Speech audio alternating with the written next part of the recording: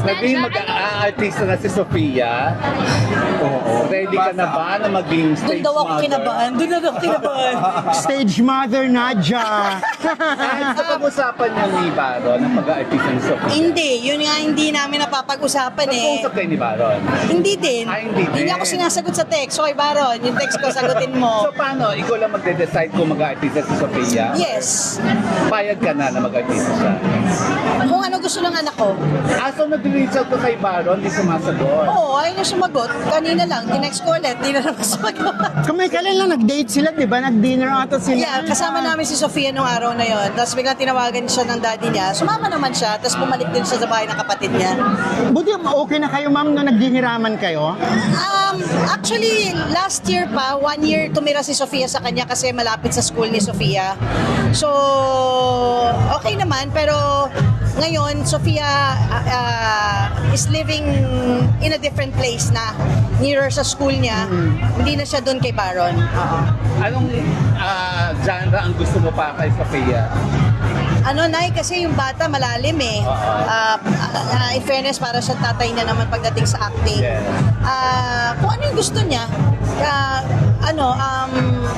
mapadrama, mapa-comedy, mapa-whatever. Kasi kumakanta yan, sumasayaw yan. So, kung ano yung siguro gusto niya at mapalinya siya, galingan lang niya. Halimbawa may offer na project, pelikula or TV, ikaw, Sofia and Baron, papayag ka. Basta may eksena tatampalin. Joke lang. joke lang. Pero okay na okay papayag ka? naman kami ni Baron. Okay naman kami. Oo, ano lang, hindi mo naman may iwasan sa may mga misunderstandings. Pero hindi ka ba nag-worry, Miss? Studies and my... Yun ang usapan. Studies talaga comes first. Has to come first. So, papayag ka na balance. project kayong tatlo. Pag-isipan ko muna na. Silang dalawa baka, pero kami tatlo, let's see. That's all. Thank you, Nadia Miss Montenegro. hindi ka ba natatakot o nag-worry for Sofia kasi may mga news recently na nagre-relax si Baron? Na-pull out ko na si Sofia Feb pa. Matagal na wala si Sofia sa kanya. Pero yung relationship naman nila mag-ama, secure naman ako dun sa...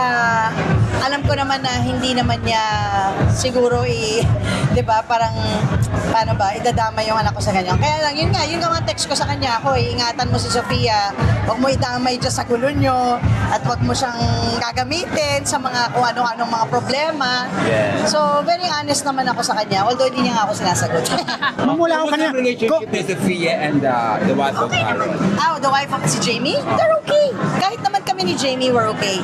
I mean, very civil. We respect. We get respect. So, they give me respect. I give them respect. Ganun lang din naman. Tsaka she takes care of Sofia.